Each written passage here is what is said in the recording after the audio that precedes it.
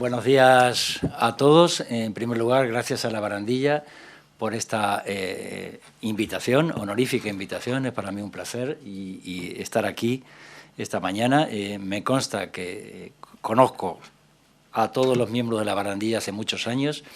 Realmente trabajar con ellos es un honor.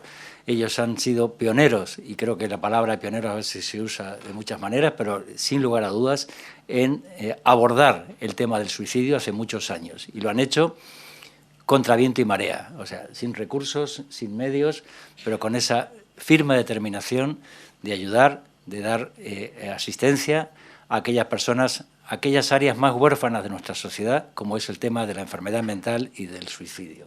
En ese sentido, todo mi reconocimiento, mi agradecimiento por permitirme estar hoy aquí. También por permitirme estar aquí con Javier Urra, que es, como decías, es una autoridad que todo el mundo conocemos y reconocemos en este país, sin lugar a dudas. Y también gracias a todos los que estáis asistentes, amigos, colegas, que estáis aquí para, en fin, para poder abordar este tema. Pensaba hablar rápidamente, primero hablamos de patología dual, que es la patología dual, el suicidio, la perspectiva evolutiva, que ahora cuento qué es eso, el suicidio y la patología dual, y un programa que hemos hecho en el Centro de Salud Mental de Retiro del Gregorio Marañón durante muchísimos años, que está vigente y que voy a contar algunas pinceladas. ¿Qué es la patología dual? Bueno, es un término arbitrario que no significa nada, pero que identifica a las personas que sufren una adicción y otro trastorno mental. Y en ese sentido, el orden es importante. Otro trastorno mental, porque la adicción es un trastorno mental, como ahora voy a explicar. Pueden ocurrir en una misma persona al mismo tiempo o también pueden ser secuenciales a lo largo del ciclo vital. El concepto de patología dual, y perdón, lo leo así, bueno, no voy a leer, es muy difícil introducir en el sistema sanitario, incluso en el campo científico se sigue hablando de trastornos psiquiátricos y trastornos adictivos, como si los trastornos adictivos no fueran trastornos psiquiátricos. El hecho de que las personas con trastornos mentales consumen drogas y juego y que las personas que tienen adicciones tienen otro trastorno mental, es un tema que no termina de ser entendido ni incorporado a nuestro sistema sanitario. No es una cifra banal, es un tema muy prevalente. Por ejemplo, sabemos por distintos estudios sistemáticos que más del 75% de las personas que sufren enfermedades mentales graves tienen además otro trastorno mental, que es la adicción. Y de forma alarmante, aquí dice el 10% reciben un tratamiento apropiado. Yo creo que es mucho menos que el 10%. O sea, tenemos un problema. Otra cosa que quiero dejar claro también es que no es lo mismo usar sustancias, usar drogas o juego, de tener una enfermedad, un trastorno por uso de sustancias, un trastorno adictivo. El trastorno adictivo es un trastorno mental reconocido en todas las clasificaciones internacionales. También, y tiene muy que ver con el tema de lo que voy a contar hoy, la perspectiva evolutiva. Los seres humanos hemos usado drogas y juego a lo largo de toda la historia de la humanidad. O sea, no es algo nuevo. ¿Por qué? Bueno, por muchas razones, que no vienen a cuento hoy, pero para buscar alivio al dolor, y eso sí tiene que ver con lo que vamos a hablar hoy, para estar más vigilantes, para estar mejor conectados y para enfrentarse al estrés. Diferentes drogas van a producir diferentes estados. Bueno, es la historia de la humanidad. También es importante, para fijar este concepto, diferenciar que no es lo mismo tomar drogas que buscar drogas. Esto es un estudio científico hecho incluso en animales convertidos en adictos. Tomar drogas, imagino que todos tomamos, alcohol y los más jóvenes no sé qué, o lo que fuera, o jugamos.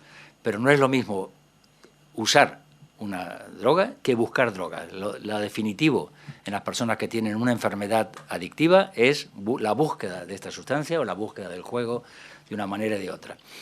Por lo tanto, consumir sustancias no es síntoma de adicción. Se pueden consumir con finalidad lúdica, recreativa, con otras finalidades y también, por ejemplo, para ser facilitadoras para consumar actos suicidas. Y en este caso no significa que hayan tenido patología dual, ni siquiera una adicción, porque ahora voy a contar, por ejemplo, bebido alcohol para cometer suicidio, para intentar suicidio. La comunidad científica está absolutamente de acuerdo en que todas las funciones mentales, o sea, las emociones, la cognición, la conducta, por decir tres cosas básicas, críticas de las funciones mentales, se basan en el cerebro humano.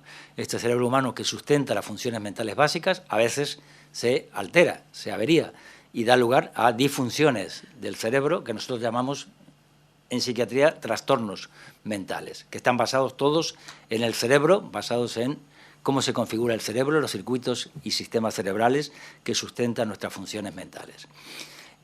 Tenemos también que incorporar, y perdón por lo he hecho así de malas maneras, como muchas cosas que voy a mostrar ahora, la perspectiva evolutiva del cerebro. El cerebro se ha configurado a lo largo de la historia evolutiva para buscar la supervivencia.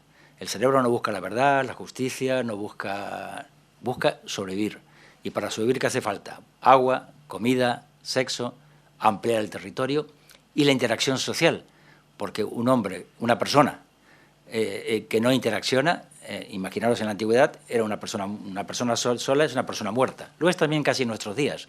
Una persona sola, de alguna manera, es una persona muerta. El cerebro es un cerebro social, en ese sentido, también para asegurar la supervivencia. Esto es un artículo científico publicado ya hace bastantes años para soportar, no me sale la palabra, para el modelo cerebral de la adicción. Una de las cosas que decía este artículo científico publicado en la revista de medicina más importante del mundo, que es el New England Journal, bueno, una revista muy importante, es que solamente una ínfima minoría de las personas expuestas a sustancias o situaciones con capacidad adictiva va a desarrollar una adicción. O sea, no es suficiente ni beber, ni tomar cocaína, ni heroína, ni tabaco, ni ninguna cosa para convertirse en adictos. Solamente una ínfima minoría lo hará. ¿Y por qué es esto? ¿Cuál es la causa? Hay una simple palabra, vulnerabilidad. No se elige, lo decía antes en la frase esta, no se elige, nadie elige ser adicto, ni nadie elige tener psicosis o depresión. El cerebro empieza a cambiar mucho antes de que se expresen o aparezcan alteraciones mentales, que pueden aparecer o no, y tenemos que tener en cuenta eso. Esto es un brevísimo, en Estados Unidos se ha hecho por el Instituto Nacional de la Salud de Estados Unidos un estudio longitudinal de 10 años de duración. Cogieron niños de 9 años hasta los 19 años y durante 10 años de distintas clases sociales, diferencias étnicas, en fin, aleatoriamente los niños, y fueron sometidos a un montón de pruebas durante 10 años. Lo que quiero contar de esto, que hay cantidad de artículos de esta base de datos, es que se identificaron que los niños que van a consumir sustancias, adolescentes, antes de los 15 años, tienen un cerebro distinto que los que van a consumir mucho más tardíamente. El cerebro tiene cambios estructurales, como ustedes vieran antes, que van a predecir quiénes pueden llegar a ser adictos. Si no hay drogas no van a ser adictos, pero van a tener otras alteraciones mentales. Y esto desafía todo lo que hasta ahora se viene insistiendo y conociendo en la sociedad. También tenemos que tener en cuenta que este cerebro se ha configurado a través de la genética y hay diferencias genéticas que nos hacen ser personas distintas. Somos distintas diferencias étnicas, diferentes hombres y mujeres, diferentes personalidades, tímidos o impulsivos, en fin, diferencias que son muy importantes a la hora de configurarnos como personas. Esto se llama psiquiatría de precisión, es medicina de precisión. En oncología nadie tiene duda de que un cáncer de mama hay que genotiparlo, buscar cómo se trata. En psiquiatría, bueno, nosotros hemos intentado hablar de este tema, por ejemplo, y a partir de esta perspectiva nosotros nos planteamos que lo que para algunas personas cuando es un dulce, para otros es un veneno. Por ejemplo, debido a la diversidad en los genes y en el medio ambiente, el efecto de una droga o de una comida o de lo que queráis. No puedo tomar pan, me decía ayer alguien, porque soy celíaco. Digo, bueno, pues el mismo pan que es bueno para unos es diferente para otros. Las drogas tienen distintos efectos. A un niño que tiene TDAH le damos anfetaminas y mejora en todas sus facetas, y a un niño que no tiene TDAH le damos la misma droga, el mismo medicamento, y el efecto es diferente. Por lo tanto, las personas no van a buscar al camello, dígame la droga más barata, buscan lo que ellos están necesitando, lo que ellos... Hemos también introducido un concepto que es de la neurodivergencia. Hay personas que son neurotípicas y neurodivergentes. Esto es una forma enfrentada, dicotómica de verlo, pero en realidad hay un amplio espectro. Nadie es tan neurotípico ni nadie es tan neurodivergente. Neurodivergente significa que piensa, siente, se relaciona, aprende, en fin, las funciones mentales son diferentes, que no significa que sean trastornos mentales. Altas capacidades, rasgos autistas, en fin, diferencias absolutamente normales. Pero tenemos que enfocarlo todo desde esta perspectiva. Está la doctora Nora Volkow, del Instituto Nacional de Drogas de Estados Unidos, que he citado de muchos años. Pero bueno, total, sabemos que para tener un trastorno mental hace falta factores neurobiológicos y, por supuesto, factores neuroambientales. Ambas cosas predisponen a las personas a tener un trastorno mental. Las personas que tienen trastornos mentales consumen drogas y juego y van a desarrollar lo que llamamos... No voy a contar la historia del suicidio, porque es del siglo XII, que es XVII, con muchas distintas acepciones y concepciones diferentes. Pero, como decía antes, las drogas han estado presentes en toda la historia de la humanidad. También el suicidio ha estado presente en toda la... Es algo nuevo, ni ahora con sistema y demás. Alguien puede decir, ¿cómo? Si un cerebro que busca la supervivencia, que busca sobrevivir, o sea, que busca agua, comida, ¿cómo invierte esto y atenta contra su propia vida? Un cerebro que tiene la finalidad totalmente distinta. Bueno, pues esto es un gran desafío científico y eso en el campo científico está totalmente en cambio. Todas estas, como los trastornos mentales, pueden ser por muchas cosas, puede ser porque, en fin, el altruismo parental de los padres destinado a sobrevivir se altera. Somos tan inteligentes los seres humanos que nuestra inteligencia nos lleva a veces a adelantar acontecimientos que realmente no tienen por qué, o nuestros mecanismos psicológicos evolucionados se alteran bajo el estrés moderno. Esto es un artículo, perdón, vuelvo a insistir por estar en inglés, porque lo saqué anoche en el avión que llegué a mi casa a las 12 de la noche y sabía que tenía que estar hoy aquí, pero es un artículo nuevo de dos colegas, Swan Nepal, creo que se pronuncia así, o no sé cómo, es una psiquiatra, y Soper, que es un psicoterapeuta, psicólogo. Ellos publicaron un artículo en el British Journal de Psiquiatría hace un año atrás, con un artículo muy provocativo. Los trastornos mentales pueden prevenir y no causar el suicidio. O sea que esto es algo científicamente provocador. Nos dicen que la mayor parte de la gente que muere por suicidio tiene trastornos mentales, por supuesto, se le han identificado trastornos mentales, no a todos, en el momento de la muerte. Sin embargo, en ciencia sabemos que correlación no implica causalidad. Leí hace poco un artículo que alguien publicaba sobre todos los que tienen esquizofrenia comienzan a fumar muy pronto. Por lo tanto, el tabaco produce esquizofrenia. No tiene sentido. O sea, pues lo habían publicado en una revista científica. Bueno, pues eso. Entonces, que la gente tenga no significa que sea la causa. Muchos suicidios, nos recuerdan, pues lo sabemos los expertos, se presentan sin ninguna enfermedad mental que haya sido detectada. Y ellos plantean una teoría evolutiva que es el dolor del cerebro.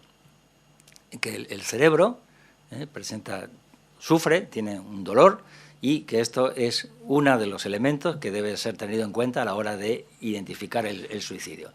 Por ejemplo, nos dicen que ciertos síntomas de la depresión y otros trastornos psicopatológicos podrían funcionar para prevenir el suicidio letal. Voy a pasarlo más rápido. Por ejemplo, la depresión, dice, correlaciona con ideas suicidas, pero no necesariamente con cometer suicidio. Ideas suicidas y actos suicidas. Por ejemplo, autolesiones sin finalidad suicida, o sin finalidad no podemos decirlo, autolesiones, vamos a decirlo así, son muchas veces, cursan con otras alteraciones mentales, con trastorno límite y depresión, en fin, con otros trastornos mentales, pueden servir, nos plantean ellos, como un camino para regular las tendencias letales y poder prevenir las tendencias letales. Aquí hay un tema que me afecta más de cerca, el tema del uso de sustancias o las conductas adictivas podrían ser entendidas como automedicación, que es algo en que estamos de acuerdo, para enfrentar a mecanismos que, a pesar de traer nuevos peligros, pueden ser realmente un alivio para poder seguir viviendo y, por lo tanto, no cometer suicidio. Bueno, ellos terminan diciendo, por supuesto, no estamos diciendo que no hay que tratar las enfermedades mentales, hay que tratarlas como Dios manda, con perdón. Y nosotros tenemos que ir más allá de los diagnósticos para comprender el dolor, ese que llaman el dolor cerebral, y tratarlo. Rápidamente, esto también es lo mismo, bueno, la teoría del dolor del cerebro acerca de la relación que hay entre el suicidio y los trastornos psicopatológicos. Y bueno, dicen ellos que evidentemente esto no es todo, que hay, científicamente que hay que pensar más. Rápidamente, en la misma revista científica, el British Journal of Psychiatry, sale este artículo criticando, dice una crítica de este modelo anterior, de lo que se decía, porque en el mundo científico no hay certezas, hay eso. Gracias por ayudar. Entonces, bueno, era muy largo, el artículo estaba mirándolo anoche, pero entre las cosas que recogía, por ejemplo, sabemos que el suicidio es mucho letal, es mucho más frecuente en varones que en mujeres. Entonces, dicen del anterior artículo lo explican porque dice, claro, los varones usan métodos más letales, mientras que las mujeres usan medios menos letales. Dicen ellos, esto es inconsistente con los estudios epidemiológicos que muestran que el suicidio completo en las mujeres se produce muy temprano y en realidad es mucho menor que en los varones. No sé si estaba aquí o dónde, pero lo voy a recordar yo también. Por ejemplo, las enfermedades afectivas, las enfermedades de trastornos del estado de ánimo, de la depresión, para decirlo en términos sencillos, es mucho más frecuente en mujeres que en varones. Y también hay causas evolutivas, causas neurobiológicas que se explican por qué unas enfermedades son más frecuentes en unas personas, en mujeres que en varones o lo contrario. Y bueno, ellos también dicen, sin embargo, la idea de que la autolesión podría proteger contra el suicidio tiene soportes empíricos. Bueno, dicen más cosas, pero no simplemente era para trasladar, digamos, este debate científico que está en el campo científico y que no damos las cosas por terminadas. Todos sabemos que aquí los datos epidemiológicos del suicidio, en España casi 4.000 personas, no sé si es con el casi, que no tengo datos de ahora, pero se suicidan al año. Esto es una cifra, no sé la palabra, de escándalo si queréis. Los factores que hacen que el suicidio se consume es diferente, hay variabilidades culturales, religiosas, geográficas, medios letales, por ejemplo, tener medios letales. Tengo familia en Suiza y me contaban que hace no sé cuántos años, 20 años atrás o lo que fuera, cuando terminaban el servicio militar, los soldados se llevaban el arma a casa. Entonces, desde que eso se prohibió, han disminuido los suicidios en Suiza. O sea que simplemente tener un arma en casa es un elemento de mayor riesgo de suicidio. Esto es un artículo de colegas míos, psiquiatras, de hace ya bastantes años, que hablaban de que los trastornos mentales son el principal factor. Ya vemos cómo ha evolucionado la discusión científica. Hablan también de la disponibilidad de métodos legales y que un predictor de suicidio siempre es haber tenido otro intento de suicidio, eso lo sabemos todos. Nosotros, hace ya también muchos años, todo para mí ya hace muchos años, publicamos este artículo sobre patología dual y el riesgo de suicidio, en lo que llamamos, en aquel momento hicimos un estudio que llamamos Estudio Madrid para identificar la patología dual en Madrid. Este estudio, en fin, fue hecho con herramientas de hace 15 años, no lo haríamos ahora para nada igual, pero nos salía que un gran porcentaje, como es lógico, creemos que es mucho más, de personas en la red de salud mental y adicciones presenta patología dual, más del 50%. Y nos salía, que no lo pude recoger anoche desde el avión, que el 44% de las personas que tienen patología dual, o sea, adicciones y otros trastornos mentales, tiene ideación suicida, 44%. Pero acabamos de ver que tener idea suicida no es lo mismo que cometer suicidio, o sea que eso son cosas distintas. Me voy a la clasificación de los trastornos mentales que usamos los psiquiatras, el DSM-5, y dicen en el trastorno de juego de apuestas, casi el 50% de las personas que tienen un problema de juego de apuestas tienen ideas suicidas. El 17% ha hecho algún intento suicida. Bueno, pues estamos en lo mismo. Suicidio y patología dual. No es lo mismo usar una sustancia, acabo de intentar fijar este concepto, que tener un problema de adicción a las sustancias. Se pueden usar sustancias como instrumentos para facilitar o cometer suicidio. El alcohol, en ese sentido, en nuestro medio, es la sustancia más frecuente usada para cometer suicidio. O sea, las personas dicen, no, es que era un alcohólico. No, se bebió una botella de no sé qué, de whisky o de vino, para cometer suicidio. y los pacientes ya hemos visto que presentan eso. Voy terminando. Hace unos años yo fui jefe durante muchos años del Centro de Salud Mental Retiro del Hospital Gregorio Marañón. Diseñamos este programa que se llamaba PRISURE, un programa de prevención de riesgo de suicidio en Retiro, vinculado a nuestro hospital, al Gregorio Marañón. No voy a contar todo el programa, pero que sigue en vigor. Se inició en el año 2013 y el ámbito de este programa, bueno, fue un programa multidisciplinar, es un programa multidisciplinar. Intervienen psiquiatras, psicólogos, enfermería, trabajo social, o sea, todos educadores, todos los estamentos multidisciplinares que trabajamos en salud mental. En este programa las personas venían derivadas mayormente de urgencias del hospital o de otros dispositivos, de primaria, en fin, de otros dispositivos, y se les realizaba una evaluación dentro de los 7 días a que se hace la demanda, o sea que era una cosa inmediata. Se hacía una primera evaluación, se le hacía acompañar por alguien que se hiciera cargo o responsable o apoyo, no me acuerdo, no es la palabra más adecuada la que he usado, para estas personas. Se les hacía una evaluación clínica, psiquiatría y psicología y enfermería, firmaban un consentimiento informado. Enfermería les veía todas las semanas, les llamaba por teléfono 3 veces por semana, se hacía evoluciones los psiquiatras y psicólogos se alternaban uno por semana, uno y otra semana. El programa duraba 3 meses, después de los 3 meses, si era necesario, en algunos casos se prolongaba, pero si no, terminaba. Bueno, esto es un poco así, voy terminando. Esta es la última diapositiva, perdonad porque ni está actualizada, terminaba hasta el año 2021, no tengo, lo he pedido antes de esta semana pasada, pero no sé si me han llegado o no los datos de estos últimos 4 años, pero son 8 años, la tendencia es la misma, o sea que evaluamos en 8 años a 259 pacientes. Fijaros que 62 fueron incluidos en el programa y 143 que llegaban de urgencia por una idea suicida eran dados de alta, porque no de alta, sino eran derivados a otros dispositivos, a psicólogos, psiquiatras y demás, porque no correspondían entrar en el programa, no cumplían criterios para entrar en el programa de prevención de suicidio, y el resultado fue muy satisfactorio en el sentido para los pacientes, evidentemente, para las familias y también para los profesionales, en el sentido de que fueron dados de altas 47 altas terapéuticas, en fin, hubo un solo fallecimiento durante el periodo de evaluación de estos pacientes. Lo que queríamos concluir con esto es que hacer cosas, intervenir, ayuda, es importante. Debemos intervenir en las personas que están en riesgo suicida, aunque, como hemos dicho, muchas veces esto no es nada fácil, muchas personas no se las identifica, nunca han pasado por un recurso de salud mental y cometen suicidio.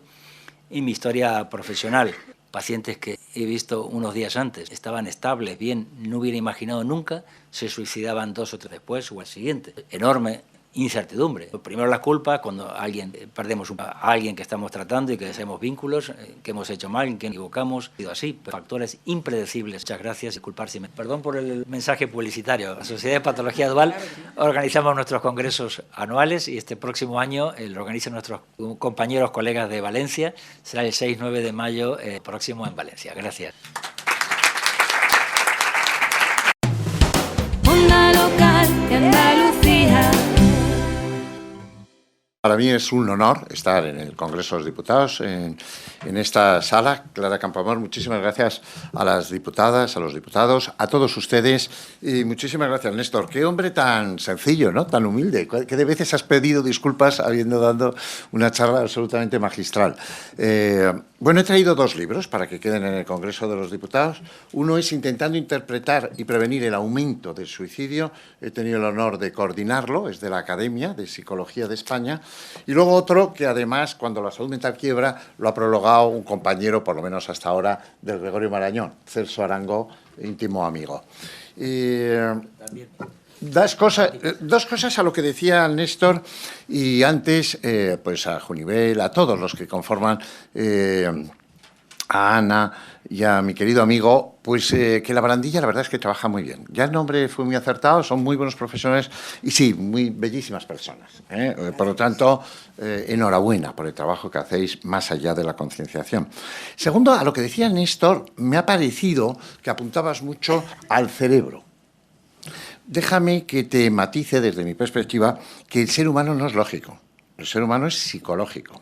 Y entonces somos cerebro, somos mente y somos alma, que son conceptos distintos. La psicología es la ciencia del alma, ¿eh? Estoy, por si alguien se despista. Y nosotros nos percibimos. Hay unos premios, porque si se quieren entretener esta semana, que son los premios Darwin.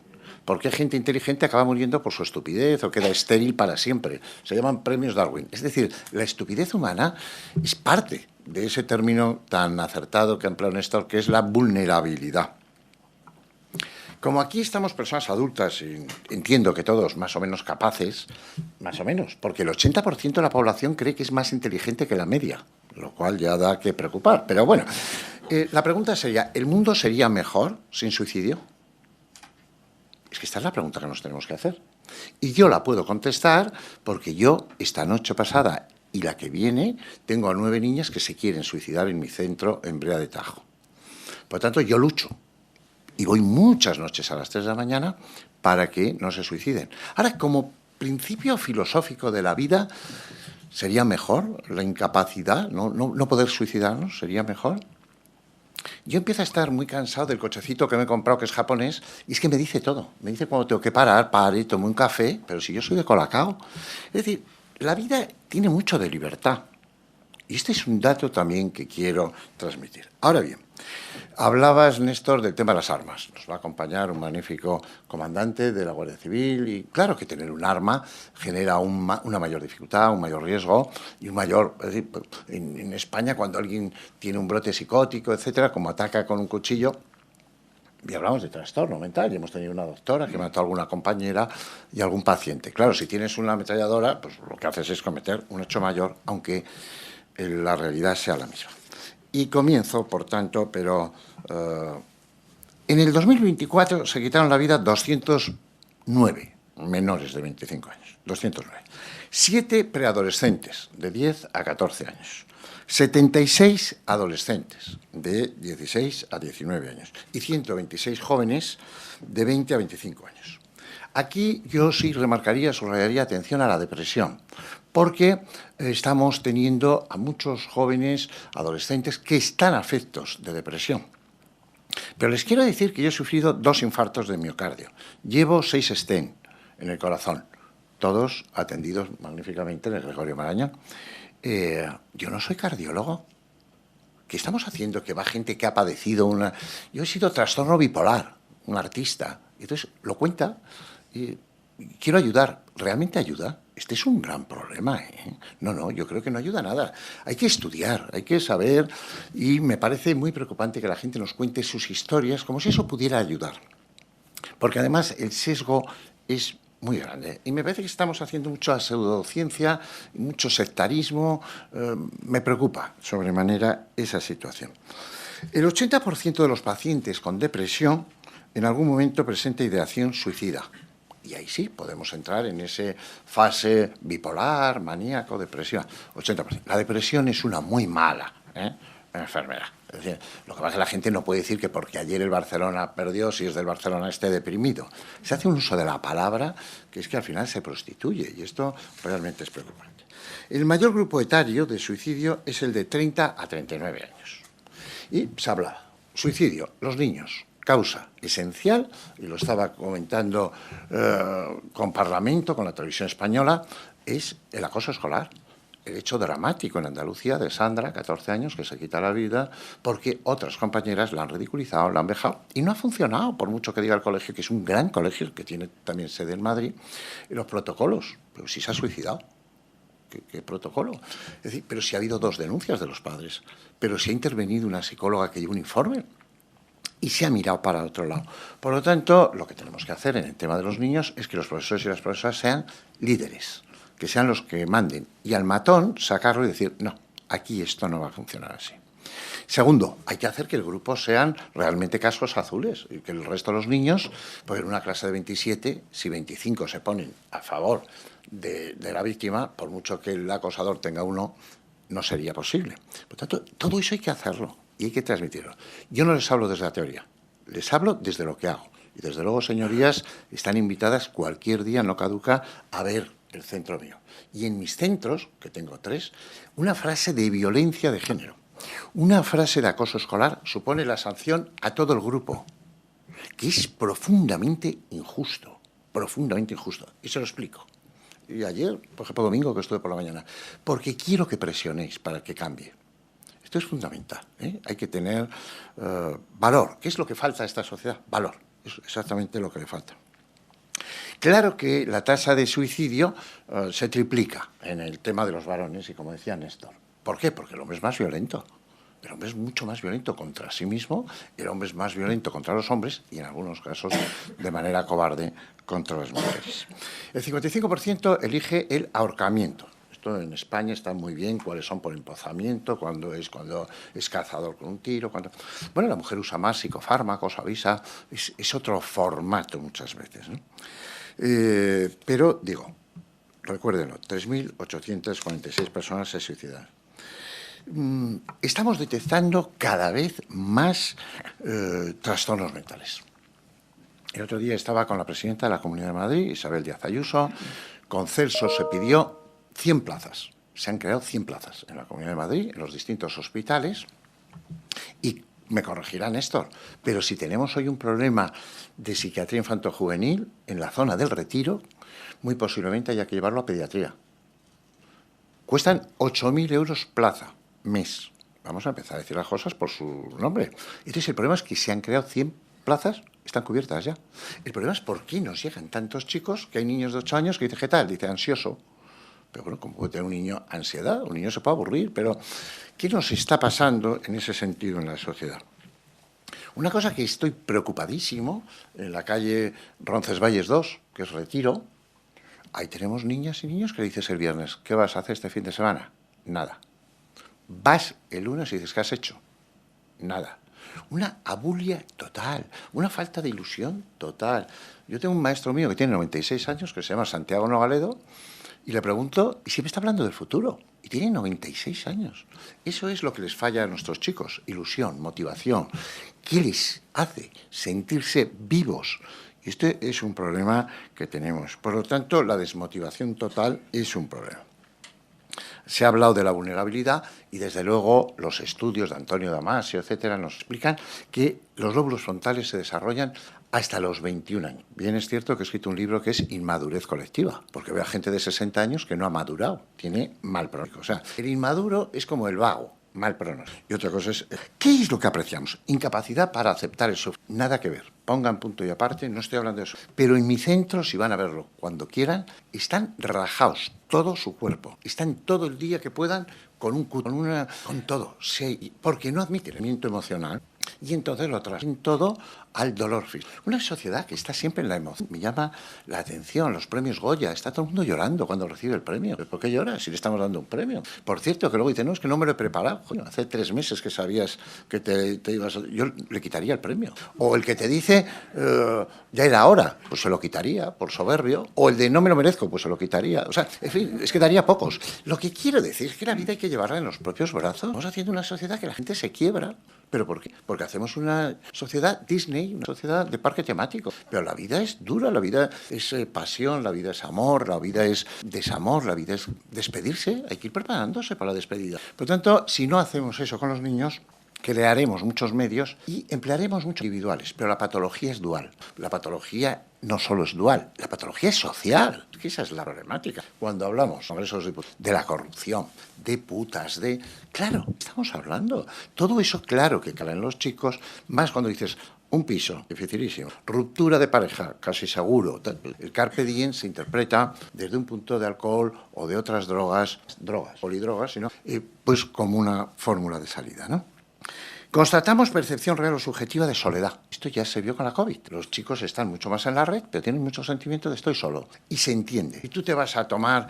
yo puse en el año 92 una tertulia en marcha que se llama Justicia y Utopía. Están Café Gijón. Te vas a casa con gente con la que se discute muy a gusto. Sois Pedreira. Pues discute muy a gusto porque le encanta. El psiquiatra que fue del niño. Pero te vas a casa con contacto. Si tú estás 4 horas mandando WhatsApp, luego te entra una soledad... Porque sabes que no hay piel con piel. Y esto me parece excesiva autorreferencia. Es decir, la gente se está metiendo en ChatGPT, por eso aumenta cada vez más los datos de problemas de salud mental. Y le dice, estoy bien hoy. Sí, ¿te podría estar mejor? Pues sí, pues al final se ve mal. Deje de mirarse el ombligo.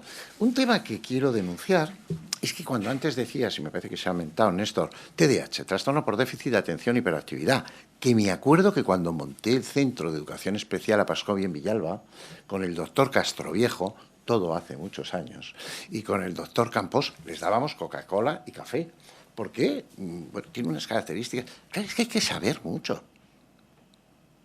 Es que hay que saber mucho. Yo me levanto todos los días de mi vida, todos a las 4:30 de la mañana, a leer y a estudiar. Todos. Esto me capacita para hablar, claro que sí. En cambio, vas a la televisión y vas a los sitios y dices, pues este señor, ¿por qué habla? Si no sabe nada. Pero todo se mide igual.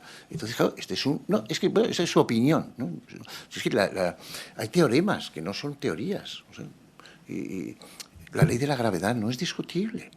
Por lo tanto, percibimos una sociedad muy psicologizada. Yo soy psicólogo, yo lo veo todo psicologizado. ¿Pero por qué? Y muy medicalizada. He publicado un libro con el doctor Kaplan, psiquiatra en Nueva York, que se titula así, Un país medicado, uso y abuso de los psicofármacos. Naturalmente que tenemos psiquiatras buenísimos, algunos compañeros tuyos como María Luisa Dorado, etcétera, en el centro, y tienen que medicarse. Pero cuidado con buscar a todo salidas y soluciones en una pastilla, ¿no? Antes de diagnosticar, describir un trastorno se consideraba como un estigma. Hoy hay mucha gente y muchos padres que van buscando un diagnóstico. Para decir, claro, yo tengo problemas con mi hijo porque es, y lo digo con todo el cariño y todo el respeto, un TDAH. Hoy no hay un niño que corra.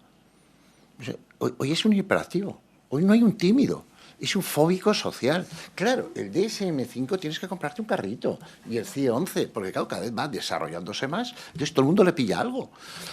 ¿Pero por qué? Todo el mundo tiene que tener un trastorno. Pero la vida ya es un trastorno. Si no sabes por qué has nacido, no sabes cuándo vas a morir, pues ya es un paréntesis un poco complejo, ¿no? Por lo tanto, creo que, y voy a pasar a lo que es importante y lo que realmente les puedo aportar, porque lo hago en el día a día y lo llevo haciendo toda la vida. Hay que educar en volcarse en los demás. Esta noche, a las 8 de la noche, celebraremos en un hotel de la Castellana el 25 aniversario de la Fundación Pequeño Deseo, que pusimos en marcha. Hay otras fundaciones, Aladina, Menudos Corazones. Bueno, nosotros llevamos 8.000 pequeños deseos. Que el niño es que quiere ir a Egipto, que el niño quiere conocer a Messi. Lo digo yo, que soy muy del Real Madrid porque me gusta el arte. O que quería ver a Shakira. 8.000 personas. Presidente del gobierno. ¿Qué nos han dicho los 8.000? Que sí. A la gente, si le das la posibilidad de ser buenos, somos muy buenos. ¿Qué gente nos ayuda? Nunca lo diremos. Eso es ser generoso. A mí esta gente que hace algo y se cuelga aquí, una cosa... Qué poco me fío de ese tipo de gente. Por lo tanto, el poder ayudar es genial. Pero hacemos las cosas, Néstor, también con seriedad. Entonces hicimos un estudio de la Fundación Pequeño Deseo. Un niño, 10 años después de que se le ha hecho un pequeño deseo, nosotros tenemos la sede en la calle Ibiza número 4, cuarta planta, al lado del Hospital del Niño Jesús.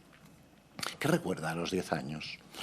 Miramos, hicimos un grupo de 100, aleatoriamente, 27 habían fallecido, y el primero que me llegó eran unos padres magníficos, encantadores, de Soria, y el muchacho. Y el muchacho, le digo, ¿tú te acuerdas cuál fue el deseo que hicimos hace 10 años?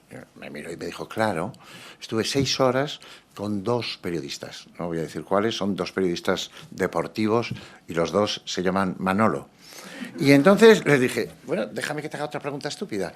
¿Tú a qué te dedicas? Dice, yo soy periodista deportivo. Por cierto, Néstor, lo tratan en el Hospital del Niño Jesús, absolutamente prohibido.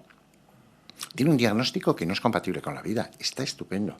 Y no podría estar en el Niño Jesús porque es para menores. Pero tiene tal vínculo, tal apego con esos médicos que no lo sueltan. Esas son las realidades de la vida. Eso es lo que tienen que trabajar nuestros niños. El derecho a ir a un hospital y estar con niños enfermos. Y eso también te resitúa en qué es que la vida te es injusta. Pues si la vida es injusta, naturalmente nacer con una gran capacidad intelectual y ser un paralítico cerebral, pues es un problema. Hablabas del autismo, que ahora ya se ha generalizado más a Asperger. Pues claro, y son más víctimas de acoso escolar porque el resto de los niños no entienden por qué le dices algo y se te queda mirando. La vida no es justa. Es que esto es de lo primero que hay que trasladar a los niños, ¿no? Desde corta edad. Por lo tanto, volcarse en el otro, comprometerse, sentirse concernido, entender la importancia del tú, el tú. Tú vas a una cafetería y está todo el mundo yo. No se me valora, yo, tal. Yo no lo sé ustedes, pero yo cuando voy a la reunión de comunidades de vecinos, miro alrededor, la capacidad de todos, miro alrededor y digo, hay de todo, ¿no? Pero esa es la errónea psicología positiva, ¿no? Porque tú lo vales, porque todos tenemos capacidad de liderazgo, pero ¿qué va? En absoluto, no. ¿Cuál es la última pregunta que se darán las diputadas, que se harán ustedes? ¿Para quién he vivido? Es igual, un partido, otro, un medio, un hospital u otro. La última pregunta es ¿para quién he vivido? Esto es realmente fundamental. Por lo tanto, precisamos forjar un carácter, practicar el deporte, estar en contacto con la naturaleza. Yo soy un niño de campamento y sigo subiendo a los chicos con sus padres a Peregrinos, la parte de arriba del Escorial. El otro día di una charla a monitores. Primera pregunta. ¿Qué ocurre si viene una madre a retirar un niño al campamento y la patria potestad la ostenta? Esa es la primera pregunta. La segunda, ¿qué ocurre si una niña o un niño me dice que en casa es abusado sexualmente? Nadie me preguntó qué pasa cuando hay una tormenta, qué ocurre cuando a un niño le pica una víbora en el brazo izquierdo. Estamos haciendo una sociedad que está todo el mundo como preocupado de una realidad que no es así. Ustedes no habían nacido casi ninguno cuando ya estaba el periódico El Caso. O sea, las situaciones. El ser humano es capaz de lo mejor, de lo peor. Quien les está hablando ha visto a violadores que matan exactamente para no ser detenidos, pero ha visto a quien mata y luego viola. Esa es la diferencia entre la psicopatía, el que baila sin escuchar la música, y la psicosis, la enfermedad. Por tanto, el ser humano es de gran complejidad y al mismo tiempo muy tierno, muy cariñoso, muy, como decías, muy vulnerable. Creo que hay que educar en la alegría, en el optimismo, en la esperanza. Yo, la gente que no se ríe, no me fío nada. Nada. O sea, un tipo que no se ríe, y sobre todo un tipo que no se ríe de sí mismo, ha perdido la humildad. Es preocupante. Y hay gente que va por la vida que es que se cree realmente importante. Y es muy bueno llevar a los chavales a un cementerio, ves, excelentísimo señor, pero ahí, tranquilico. Está, si es que no somos mucho más. Esto también parece importante, ¿no? Y luego, interiorizar lo que significa amor. Soy uno de los 52 expertos del Pacto de Estado contra la Violencia de Género. Amor. Amor es dar, punto. Que luego Amor es dar. Otra cosa es querer. Yo tengo una biblioteca muy buena en Alcolea de Pinar de libros antiguos. ¿Quiero tener más? Sí, pues eso es querer. Y otra cosa es poseer, que es lo opuesto. Tú no puedes poseer a nadie, ni a tu madre, ni a tu pareja, ni a tu hijo. Poseer nunca. Que, por cierto, y lo digo en el Congreso de los Diputados, yo me di cuenta hace muchos años de un problema que era la violencia filioparental, la violencia ascendente. Y salió un tema que emergió. Ahora me he dado cuenta de otro, la dependencia. Cuando una mujer a veces sigue con un hombre que le maltrata, que le llama zorra, cerda, perra, es decir, que la deshumaniza, tiene mucho de indefensión aprendida. Pero me he dado cuenta que matan a 55 al año. Pero 11 hombres se quitan la vida. No se suicidan, se quitan la vida, que son dos conceptos muy distintos. Porque ellos también son dependientes. Hay que educar en la independencia. Si tú eres dependiente, el riesgo es elevadísimo. Y me ha parecido escuchar qué hay que hacer. Se lo he escuchado a Ana Lancho. Hay que hacer. En la Academia de Psicología nuestro logo es pensar, sentir y hacer. No, lo primero es hacer. Y luego ya eso te cambia la forma de pensar y sentir. Los chinos dicen que si vas a hacer un túnel en la montaña hay que empezar por los dos lados. Si se une tienes un túnel y si no tienes dos. Hacer, porque si no la gente se le va y no se sabe muy bien. Y ir a dar besos a la abuela. A la abuela que tiene incontinencia urinaria, que ya inicia un proceso de deterioro, que será o no un Alzheimer. Especial atención a la erradicación, por lo tanto, de cualquier situación, digo, de acoso escolar. Acabo, precisamos profundizar en las autopsias psicológicas.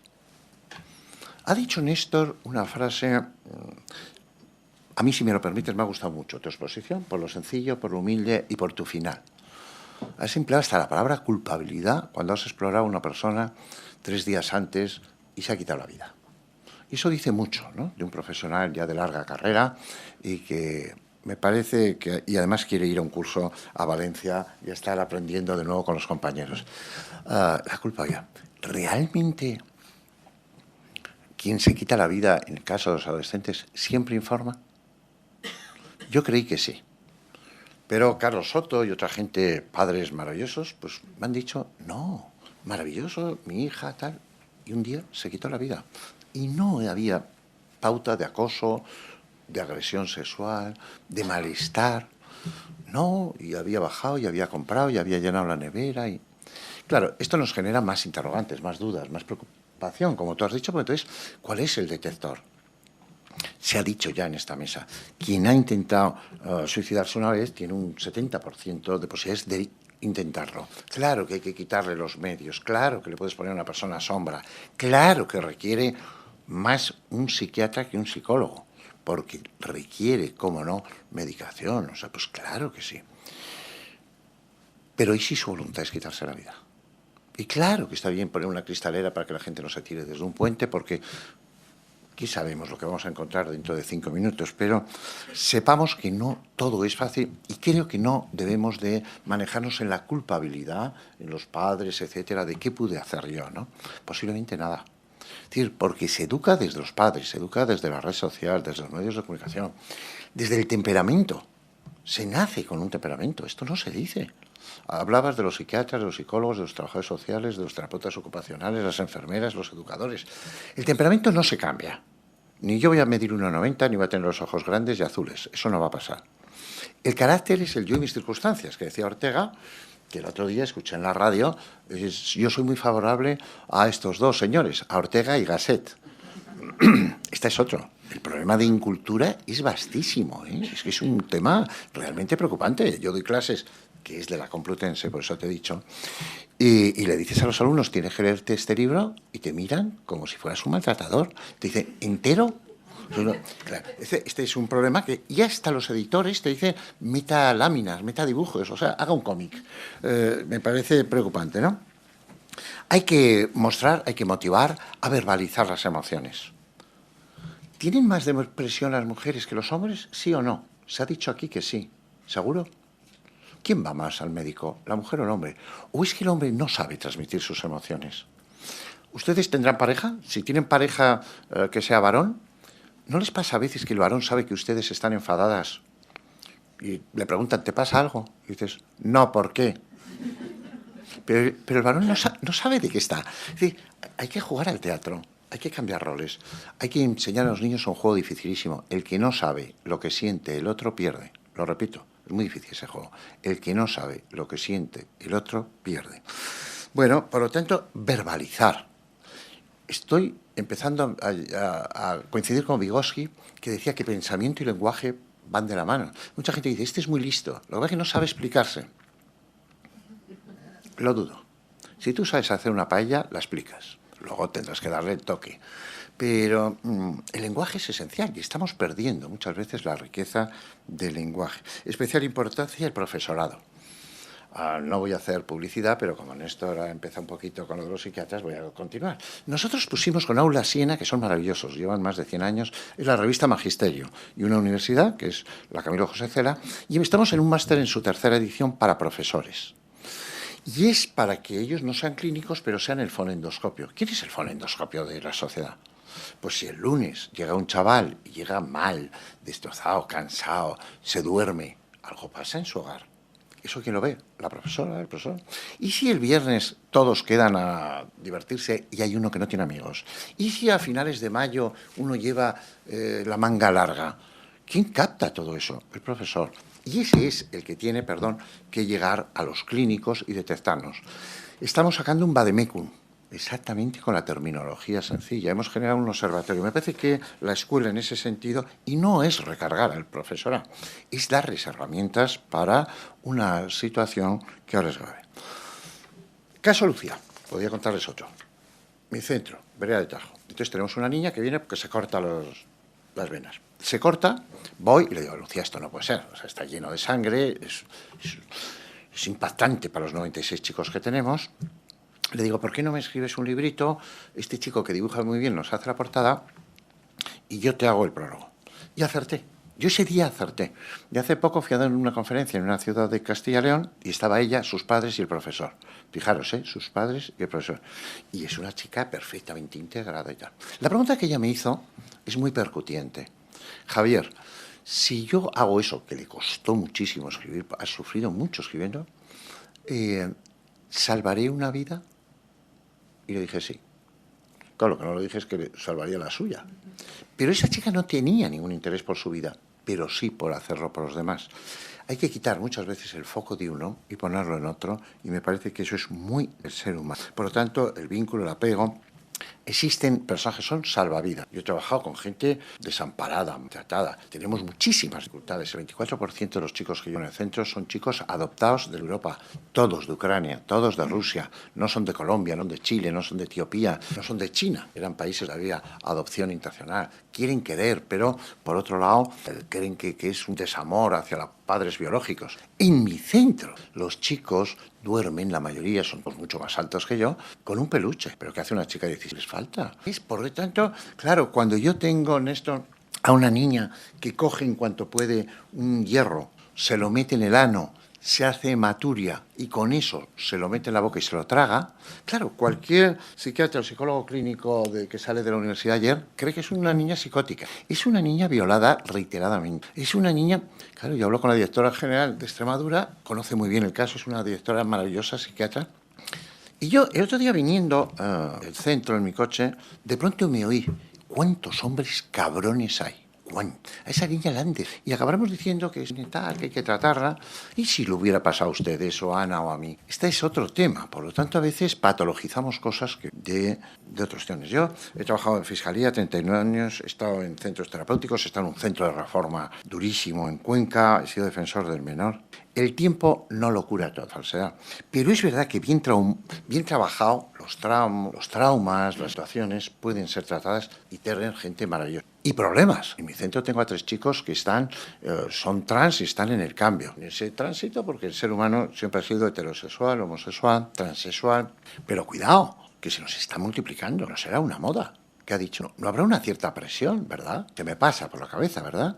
Claro que los que son hay que ayudar, pero cuidado con tapar otros problemas con esto. Cuidado con la psicologuita o el psicologuito que acaba diciendo, como esta chica tiene un problema, le dice, tú ibas a Denia, ¿no?, de vacaciones. ¿Tu abuelo te ponía encima las piernas? ¿Sí? ¿Te tocaba? Sí. Acaba concluyendo que el abuelo era un abusador y acabamos haciendo un falso positivo. Cuidado con estos salvadores que me preocupan sobremanera.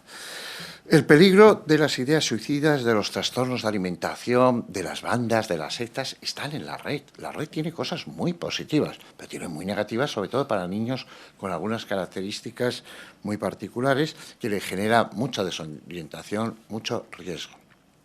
Ver como yo veo en la calle Roncesvalles 2 a las niñas que tienes que acompañarlas al baño, que se sienten obesas, que están en claro riesgo vital, es realmente terrible, ¿no? Bueno, yo creo que hay una gran labor de la sociedad, de los medios de comunicación, que lo están haciendo muchísimo mejor. Hay que explicarles cómo se debe de hablar de un tema del suicidio y tienen que también tener ética. Y claro, no puedes estar vendiendo 20 telediarios con Fernández Ochoa. O sea, es que claro, todo tiene que tener un límite. Y no... Pero tenemos que juzgarnos los seres humanos. Mi buen amigo Pedro Piqueras me decía, yo empiezo el telediario siempre con 2 noticias negativas. Digo, ¿y por qué? Si la gente es maravillosa, somos maravillosos en general. Dice, porque es lo que engancha a la gente. ¿Es verdad? ¿Hay mucho de morbo? Esto es, bueno, no hay salud sin salud mental. El 70% de los trastornos mentales en adultos hunden sus raíces en la infancia. Y la última idea. Las adicciones, las drogas, son un factor determinante. No hemos podido escuchar mejor que a Néstor en la quiebra de la salud mental. Y nos ha hablado, como no, de la patología dual y del suicidio. Y hay muchísimo consumo. No tiene nada que ver lo que dicen mis amigos chilenos, conversar un vino, con salir a desresponsabilizarse. O para quitarse la vida, o para cometer una violación, o en grupo, sabiendo lo que iban a hacer, que nunca debiera de ser un eximente, y yo diría que ni un atenuante, diría un agravante. Muchísimas gracias.